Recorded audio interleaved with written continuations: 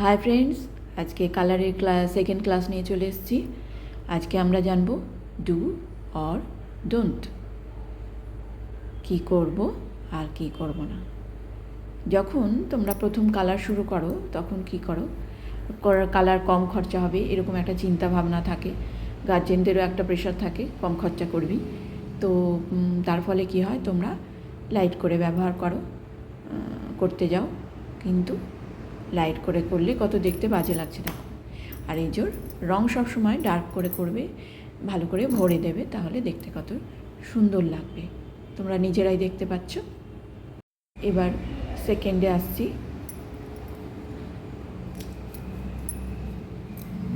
বিগিনাররা যখন কালার করতে যাও বা বাচ্চারা যখন কালার করতে যায় তখন বর্ডার লাইন দেয় না, ওরা শুরুতে বর্ডার লাইন দেয় না, হুড়োহুড়ি করে রঙটা ভরার চেষ্টা করে। তো তাতে কি হয়, রঙটা বাইরে বেরিয়ে যাওয়ার ভয় থাকে, বাইরে বেরিয়ে যায়, ঠিক আছে, শুধু ভয় থাকে না, বাইরে বেরিয়ে যায়। ওরা তখন নখ দিয়ে খোঁচাখুচি করে ওটা রঙটা ওঠাতে চেষ্টা করে। কিন্তু আমরা যদি দেখো, প্রথমে আমি কিন্তু স্কেচ পেনে প্রথমে দেখিয়েছি, কেন কি তোমাদের বোঝার সুবিধের জন্য। তোমরা যখন আঁকবে তখন তো পেন্সিল দিয়ে আঁকবে। তো এইভাবে প্রথমে আমরা কালারটার বাউন্ডারি লাইনটা দিয়ে দেবো, ঠিক আছে, একটু মোটা করে বাউন্ডারি লাইনটা দিয়ে দেবো। তার ফলে কী হবে, আমাদের আমরা যখন রং করব তখন বাইরে বেরোবার ভয়টা কম থাকবে, ঠিক আছে। তাহলে আমাদের কি হবে, রঙটা সুন্দর হবে দেখতে। তুমি সুন্দর করে আঁকলে, কিন্তু কালার করার সময় একটা রঙ আর একটার ভিতরে চলে গেল, তখন রঙটা খারাপ হয়ে গেল, তখন দেখতে কত বাজে লাগবে বলো। সেই জন্য আমাদের প্রথমে বাউন্ডারি লাইনটা দিয়ে তারপরে ভেতরটা ভরতে হবে, তাহলে বাইরে যাওয়ার ভয়টা থাকে না, ঠিক আছে, বাইরে যায় না, তোমার ছবিটা খুব সুন্দরভাবে উঠে আসে। থার্ড হচ্ছে বড় সারফেস, লম্বা সারফেস যখন আমরা করতে যাই, এবার কালার করতে এমনিতেই অল্প করতে পুরোটা ভরতে হাত ধরে যায়। এবার বিগিনাররা বা বাচ্চারা যখন শুরু করে কোনো রকমে আঁকাটা সুন্দর করলে, এবার রং করার সময় খুব তাড়াহুড়ো করে ভরে দিতে চায়, তার ফলে কী হয়, লম্বা লম্বা লাইন স্ট্রোক দেয়। এবার লম্বা স্ট্রোকের ফলে কী হয়, লাইনগুলো বেরিয়ে যায়, রংটা বাইরে বেরিয়ে যায়। কিন্তু আমরা যদি একটু ধৈর্য ধরে রংটা করি, দেখো, জানি হাতটা ধরে যায়, কিন্তু যদি একটু আঁকাটা যখন সুন্দর করেছি, রংটা সুন্দর হলে আমার আঁকাটা আরও সুন্দর হয়ে যাবে না। তো এইভাবে আমাদের তাহলে করতে হবে। প্রথমে আমরা বাউন্ডারি লাইনটা দিয়ে দিলাম, নিয়ে একটু মোটা করে, তারপরে আমরা কি করব, যদি তোমার অধৈর্য লাগে তো প্রথমে বাউন্ডারি লাইনটা দিয়ে দিলে, তারপরে করলে না, তারপরে কিছুক্ষণ পর ঘুরে টুরে এসে তারপরে আবার যদি রঙটা ধরো, তাহলে একটু ধৈর্য থাকে। আর হাফ হাফ করে প্রথমে হাফ ভরে নিলে, তারপরে আবার হাফ ভরলে, ঠিক আছে, ভাগে ভাগে করলে, তাহলে কি হয়, তোমার বাইরে যাওয়ার ভয়টা, বক্সের বাইরে রঙটা যাবে না, ঠিক আছে না। এইগুলোকে অভ্যেসে প্র্যাকটিস করবে, অভ্যেস করে নেবে, তাহলে কি হবে, এটা অভ্যেস থেকে যাবে রং করার সময়, এই ভুলটা আর হবে না, তোমার কালার খুব সুন্দর হবে। ফোর্থে দেখো, আমরা 3টে রং মেশাচ্ছি। আমরা আকাশ টাকাশ করি, তো আকাশ করার সময় প্রথমে ব্লু দিলাম, তারপরে অরেঞ্জ, তারপরে ইয়েলো দিচ্ছি। এবার কেমন হালকা, এত হালকা করে যদি দাও, শুরু থেকে বললাম যে তোমাদের নিজেদেরও থাকে আর মা বাবার একটা প্রেশার থাকে, রং খরচা করতে কম বলতে হয়, কম বলে, কম রং খরচা করবি, তার ফলে তোমরা না একটু হালকা করে ফেলো, যার ফলে কি হয়, যখন আমরা ব্লেন্ড করতে যাই, ভালো করে ব্লেন্ড হয় না। দেখো রেজাল্টটা তোমরা চোখের সামনেই দেখে নাও, ভালো করে ব্লেন্ড হলো না, কেমন ফ্যাকাশে ফ্যাকাশে সাদা সাদা, কেমন বাজে দেখাচ্ছে বলো, সাদা সাদা দাগ রয়ে যাচ্ছে, ভালো করে ব্লেন্ড হচ্ছে না, ঠিক আছে। আর এটাই যদি আমরা একটু ডার্ক করে ভরি, দেখো আমরা একটু ডার্ক করে ভরছি, তাতে ফলটা কি হবে, এবার ধরো, এবার আমরা রং মিক্স করব। আমি আজকে ব্লেন্ডিং টুল হিসেবে কাগজ নিয়েছি। হ্যাঁ, কাগজের ভাঁজে আঙুল ঢুকিয়ে আমরা ব্লেন্ড করছি, ঠিক আছে। তো দেখো রংটা আমরা কি মেশালাম যখন, কত সুন্দরভাবে রংটা মিশে যাচ্ছে, বুঝতে পারছো তো? হ্যাঁ, দেখো কত সুন্দর, দুটোর মধ্যে তফাৎ বুঝতে পারছো, কত সুন্দরভাবে মিক্স হলো।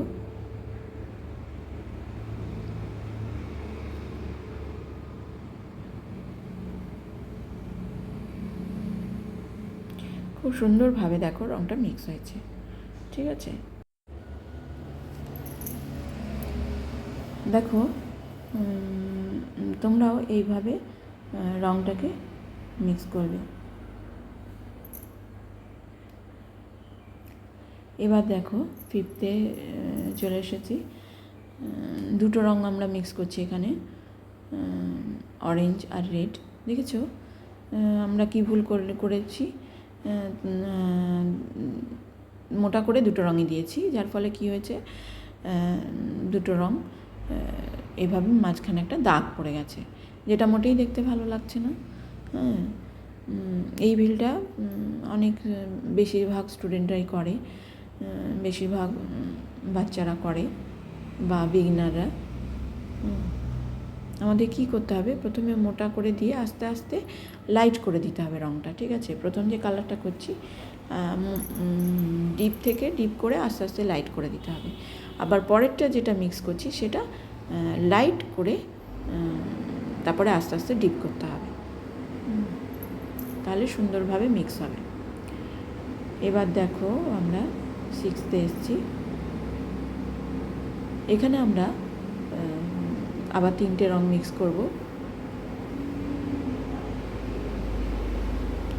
আকাশ করতে গেলে আমরা সাধারণত এই রঙগুলো ব্যবহার করি।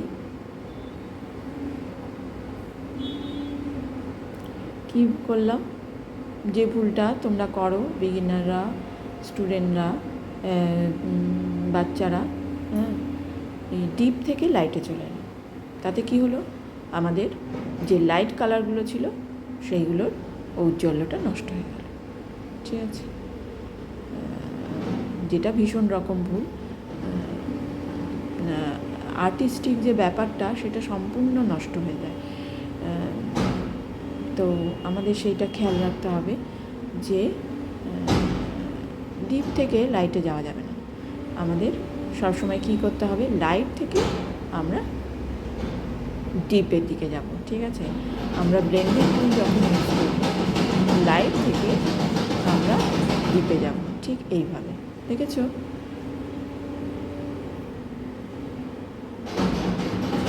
এবার রেজাল্টটা দেখো কত সুন্দর ব্যাপারটা হলো।